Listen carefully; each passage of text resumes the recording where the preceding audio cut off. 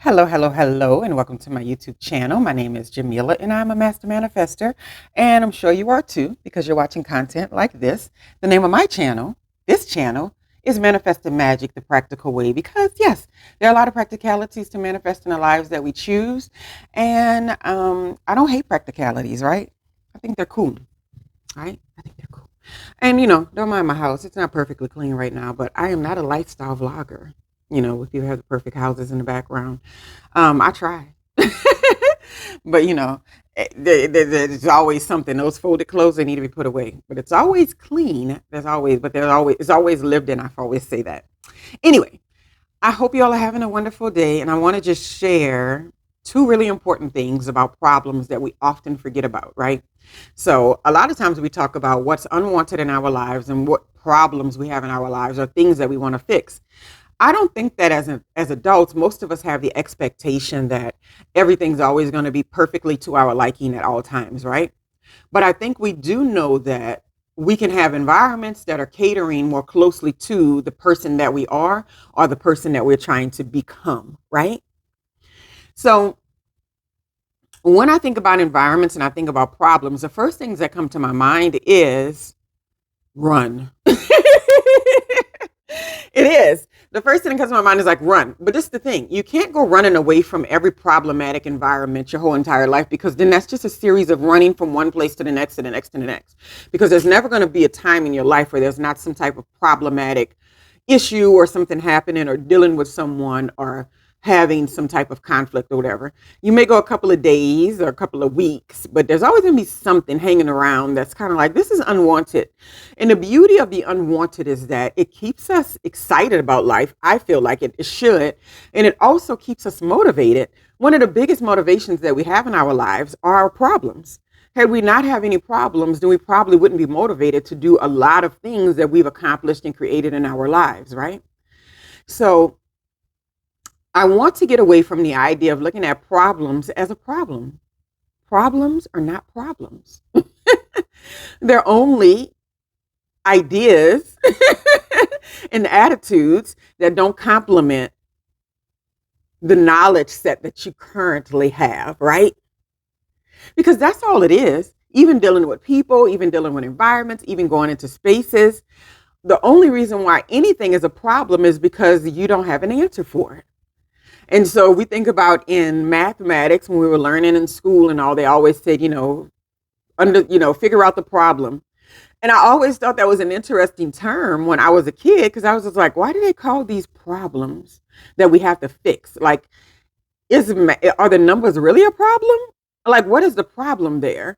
It's just a set of information and we have to figure out how to make the information make sense. So is it really a problem? Like, it always seemed like a negative slant on it. But okay, the word problem is perfectly fine with me, right? But what we have to do is I get away from the idea that problem equals negative, equals bad, equals run, equals no. You know what I mean? Because the biggest aspect of dealing with things that we don't desire or that we want to move away from or that we want to, put in our rearview mirror is the fact that if it's in our present space, that means there are areas of who we are that need to be cleaned up or that are areas where we need to grow and we need to expand. So there are two really important things that I've learned this past couple of months about problems, what we consider problems to be. Now I love problems. I love problems. Let me tell you, it's like an overnight shift in me. I love problems. Problems are the only ways that you know something needs to be addressed. If you never ever have anything in your life that you want to address or adjust or change or move into another direction or experience, how can you ever develop and create the life that you choose? Right? So you have to have the other end of the spectrum. So two important things that I really, really like, right? There's always an answer for all problems and there's always better answers than we are conscious of, right? If we walk through our lives thinking, oh, I ran up against this thing and this thing is, if we think immediately after that, well, there's always an answer. And then we think immediately after that, I just don't have the knowledge to fix it, we'll be much better off. But see, the problem is that we identify the problems most of the time. We realize that there may possibly be an answer for it, but when we don't have the answer for it, people in society do this all the time. I've done it. We say that the problem is unsolvable. And that's never, ever, ever the case, right? You just don't have the tools to solve it. I've had so many problems in my life where I just was like, well, if I couldn't do it, then how can you? And the thing about that is that it's a very toxic mindset, because this is what happens. You go in places sometimes and you're not around people sometimes that are very smart. And you have this really, really big problem. And somebody who's like not even remotely at the level of you comes around and says, oh, okay, whoa, no, you fixed that like this. And you just go, how did you know that? And it's just like, oh, because I ran into the problem before. That is all it is. When people have experienced a problem or an issue or something like that before, then they have special insight, especially if it's a problem or an issue that they've conquered somehow in their lives. So when we don't have the answers for it, normally there's a huge level of frustration that sets in with most humans. And I know it myself, this is a big one. Whenever I'm getting terribly frustrated with something, I already know I'm about to win, because that is just how it works. Because the idea that I'm allowing myself to get flustered and frustrated with trying to solve something lets me know that I have a deep passion to figure it out. But what I do know is that I'm not going to get the answers that I want in that mode.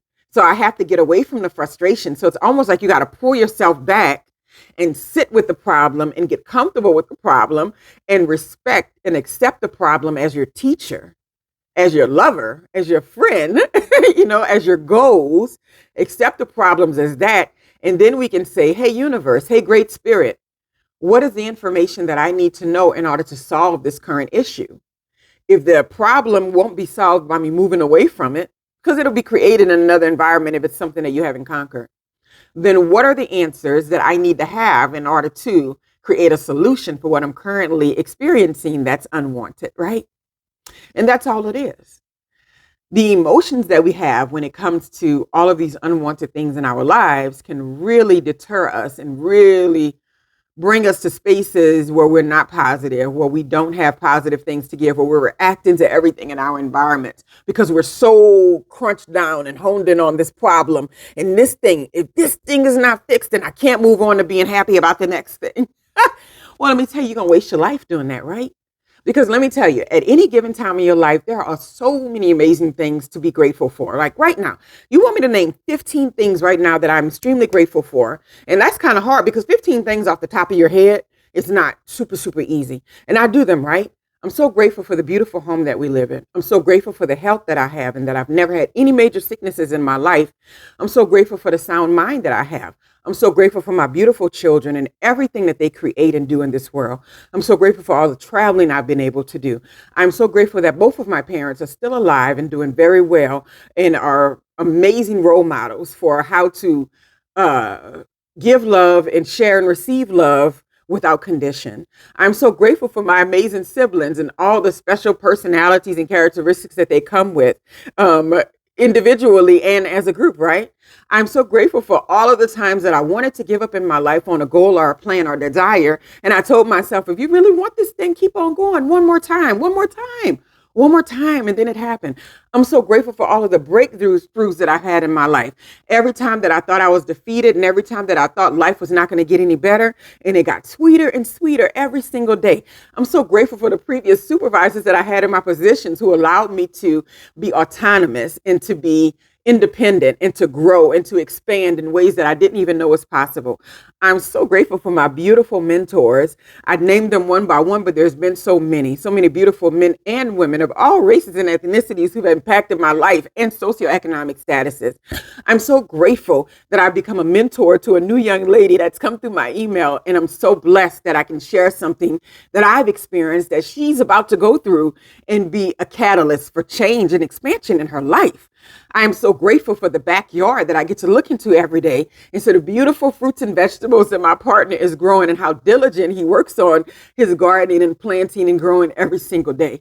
And I'm so grateful that I get to sit here on YouTube and the beautiful plush and relaxedness of my life and all of the blessings that I have and share the great things that are available and are happening in our lives, right? This is happy emotion. Because until you sit down and truly articulate the blessings you have in your life, every problem will take up 99% of your mind space. And it doesn't deserve that.